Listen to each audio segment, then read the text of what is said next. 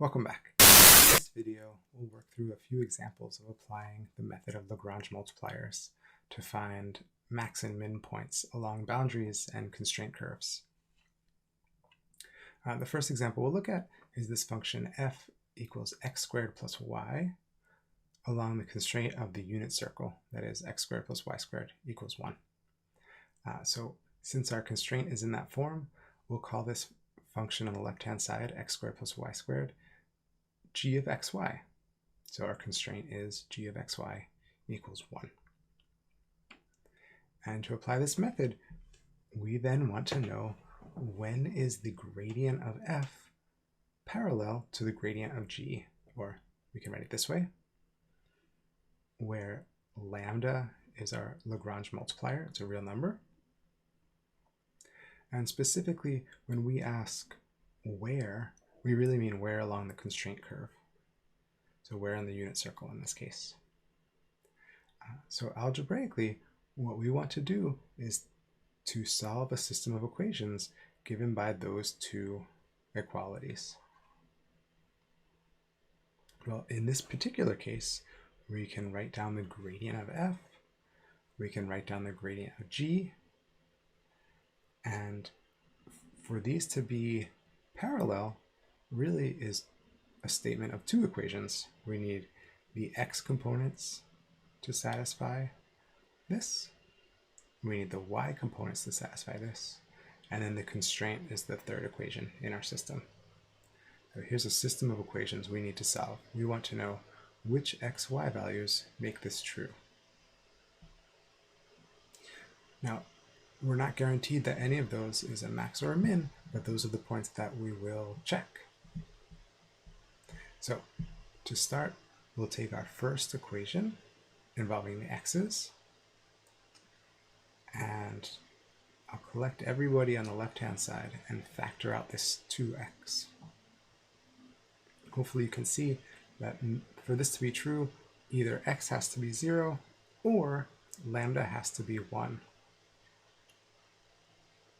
Notice we're really solving an equation for 3 variables. We don't actually care what the value of lambda is. Maybe we'll talk about that a little later on. Really all we care about is the values of x and y. But knowing lambda can lead us to finding x or y. So in the first case, when x is 0, well, we can go down to our constraint, that's the third equation, plug in x equals 0, and see in that case, y has to be plus or minus 1.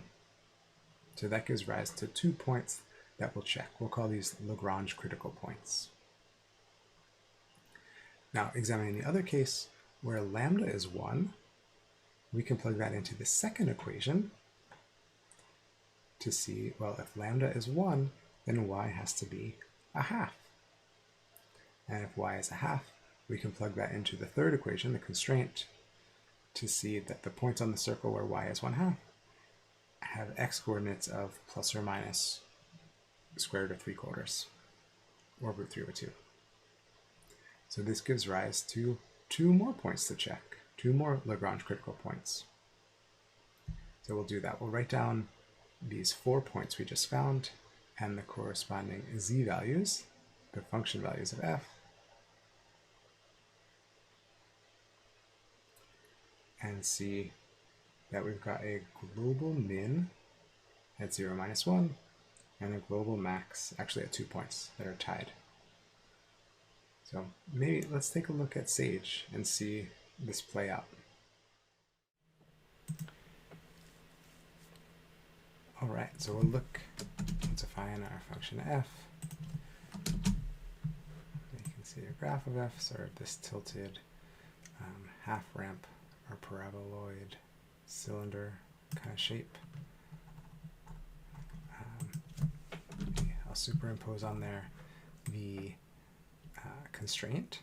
So this question wasn't even asking about what's happening in the middle, just what's happening along the curve. And we can see what we just found algebraically. There seems to be 2 points that are the highest points, and just one that's the lowest, one global minimum. But we can take a look at the contour plot. see that play out. Here at the top, 0, 1, and we see an output of 1. At the bottom, 0, -1, we see an output of -1, but along the sort of shoulders, we see a z-value that goes up to 1.25 or 5/4 as we saw. Maybe just to really drive it home, let's include the vectors here. So here, these are the parallel vectors at the top. We can look at our other points at pi over 6, or at 5 pi over 6. These are these points where x was root 3 over 2 or minus root 3 over 2. And see, again, the gradients are parallel. What about at 3 pi over 2?